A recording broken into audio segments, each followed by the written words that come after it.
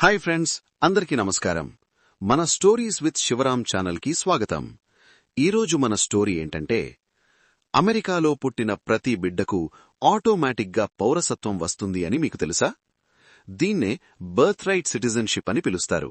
అంటే ఒక తల్లిదండ్రులు అమెరికన్లు కాకపోయినా, వేరే దేశం వాళ్లైనా సరే, వారి బిడ్డ అమెరికా గడ్డపై పుట్టిందంటే చాలు, ఆ బిడ్డకు అమెరికా సిటిజన్షిప్ వచ్చేసినట్టే. ఇది వందల సంవత్సరాలుగా వస్తున్న పద్ధతి. కాని ఇప్పుడు ఈ విషయం మళ్లీ పెద్ద వివాదంగా మారింది. అమెరికా ప్రెసిడెంట్ డొనాల్డ్ ట్రంప్ దీన్ని రద్దు చేయాలని ముందుకు వచ్చారు. దీంతో ప్రపంచమంతా ఈ చర్చ మళ్లీ మొదలైంది. సరే, ఈ బర్త్ రైట్ సిటిజన్షిప్ అనే పద్ధతి ఎప్పుడు వచ్చింది, దీని వెనక ఏముంది అని మీకనిపించవచ్చు. దానికి సమాధానం చెప్పాలంటే అమెరికా కాన్స్టిట్యూషన్లో 14వ అమెండ్మెంట్ దగ్గరికి వెళ్లాలి. 1868లో ఈ చట్టం వచ్చింది. అప్పుడు అమెరికాలో బ్లాక్ పీపుళ్లకు సరైన హక్కులు లేవు. వాళ్లని స్లేవ్స్గా చూశారు. ఈ చట్టం వల్ల అమెరికా నేలపై పుట్టిన ప్రతి మనిషికి వారి తల్లిదండ్రులు ఏ దేశానికి చెందినా సరే పూర్తి పౌరసత్వం ఇవ్వాలని నిర్ణయించారు. ఇది అప్పటి న్యాయానికి, సమానత్వానికి సంకేతం. ఆ తరువాత ఇది అమెరికాను ఒక వలసనారుల దేశంగా తీర్చిదిద్దింది. అంటే ప్రపంచం నలుమూలల నుంచి వచ్చిన జనం, వారి పిల్లలు అమెరికన్లు అయ్యారు. అయితే ఇప్పుడు ఈ విషయం ఎందుకు మళ్లీ కాంట్రవర్సీగా మారింది? దీనికి ప్రధానంగా 3 కారణాలు కనిపిస్తున్నాయి. మొదటి కారణమేంటంటే, అమెరికా బార్డర్ దాటి అక్రమంగా వెళ్లేవాళ్ల సంఖ్య చాలా పెరిగిపోయింది. మెక్సికో బార్డర్ దగ్గర ప్రతిరోజు వేల మంది అక్రమంగా దాటి వెళ్లే ప్రయత్నం చేస్తున్నారు. వీళ్లు అక్కడికి వెళ్లి పిల్లలు కంటే ఆ పిల్లలకు సిటిజన్షిప్ వస్తుంది అని కొందరు అనుకుంటున్నారు. ఈ పిల్లలనే కొందరు నేతలు యాంకర్ బేబీస్ అని పిలుస్తున్నారు. ఇది చాలా వివాదాస్పదమైన పదం. రెండవ కారణమేంటంటే, కేవలం పిల్లలకు సిటిజన్షిప్ కోసమే అమెరికాకి వచ్చే విదేశీయులు కూడా ఉన్నారని ట్రంప్ ప్రభుత్వం చెబుతోంది. ముఖ్యంగా రష్యా, చైనా వంటి దేశాల నుంచి ప్రెగ్నెంట్గా ఉన్న మహిళలు వీసా తీసుకుని అమెరికాకి వచ్చి అక్కడ పిల్లల్ని కని వారికి సిటిజన్షిప్ ఇప్పించి వెళ్లిపోతున్నారని ఆరోపణలు వస్తున్నాయి. ఇది బర్త్ టూరిజం అని కూడా పిలువబడుతోంది. ఇలాంటి వాళ్ల వల్ల వ్యవస్థ దుర్వినియోగం అవుతోందని ట్రంప్ వర్గం అంటోంది. మూడో కారణమేంటంటే రాజకీయమైనది. రిపబ్లికన్ పార్టీకి చెందిన డొనాల్డ్ ట్రంప్ వంటి నేతలు ఈ బర్త్ రైట్ సిటిజన్షిప్ వల్లే వలసదారుల సంఖ్య పెరుగుతోందని అంటున్నారు. దీన్ని ఆపాలంటే ముందు ఈ చట్టాన్ని రద్దు చేయాలని వారు ఎలక్షన్ క్యాంపెయిన్లలో బలంగా చెప్పారు. అధికారంలోకి వచ్చాక దాన్ని అమలు చేయడానికి కూడా పూనుకున్నారు.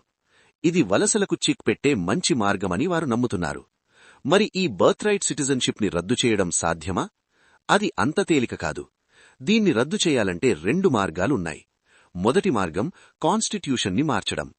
ఇది చాలా కష్టమైన పని. దీనికి అమెరికా కాంగ్రెస్లోని 2 సభలు అంటే సెనెట్ మరియు హౌస్ ఆఫ్ రిప్రజెంటేటివ్స్ రెండింటిలో 3/2 మెజారిటీ ఉండాలి. అంటే దాదాపు 67% మంది ఒప్పుకోవాలి. అంతేకాదు, అమెరికాలోని 50 స్టేట్స్లో 38 స్టేట్స్ అనగా 75% స్టేట్స్ ఆమోదం కూడా తప్పనిసరి. ప్రస్తుత రాజకీయ పరిస్థితుల్లో ఇది అసాధ్యమని చాలామంది చెబుతున్నారు. రెండవ మార్గం ఎగ్జిక్యూటివ్ ఆర్డర్. ప్రెసిడెంట్ ఒక ఆర్డర్ వేసి దీన్ని ఆపాలని ట్రంప్ ప్రయత్నించారు. కాని ఆ ఆర్డర్ పెట్టగానే చాలా కోర్టుల్లో పిటిషన్లు దాఖలయ్యాయి. సుప్రీంకోర్టు దాకా వెళ్లింది ఈ విషయం. రాజ్యాంగంలో స్పష్టంగా ఉన్న హక్కును ఒక్క ఆర్డర్తో మార్చడం చట్టబద్ధం కాదని లీగల్ ఎక్స్పర్ట్స్ చెబుతున్నారు. అందుకే ఇప్పటికీ కోర్ట్ బ్యాటిల్ కొనసాగుతూనే ఉంది. ఇప్పుడు మానవ హక్కుల కోణం నుంచి చూద్దాం. హ్యూమన్ రైట్స్ ఆర్గనైజేషన్స్ ఈ మార్పును తీవ్రంగా వ్యతిరేకిస్తున్నాయి. ఒకవేళ బర్త్ రైట్ సిటిజన్షిప్ రద్దయితే ఏం జరుగుతుంది? ఊహించండి, ఒక బిడ్డ అమెరికాలో పుట్టింది. తల్లిదండ్రులు వేరే దేశం వాళ్లు.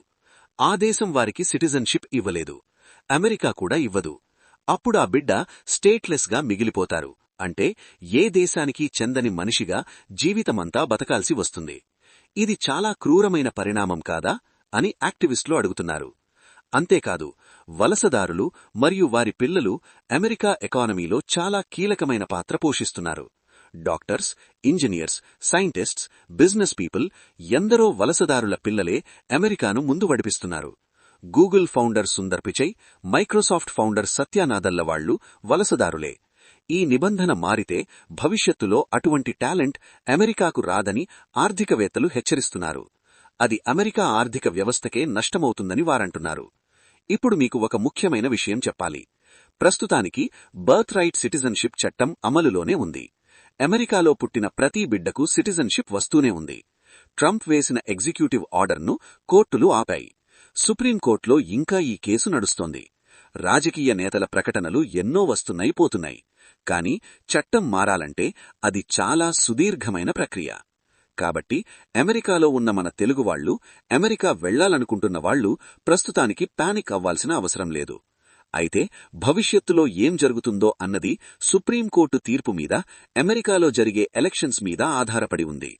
ఈ బర్త్ రైట్ సిటిజన్షిప్ వ్యవహారం అమెరికా చరిత్రలో అతిపెద్ద లీగల్ బ్యాటిళ్లలో ఒకటిగా మారే అవకాశముంది. దీన్ని మనం జాగ్రత్తగా గమనిస్తుండాలి.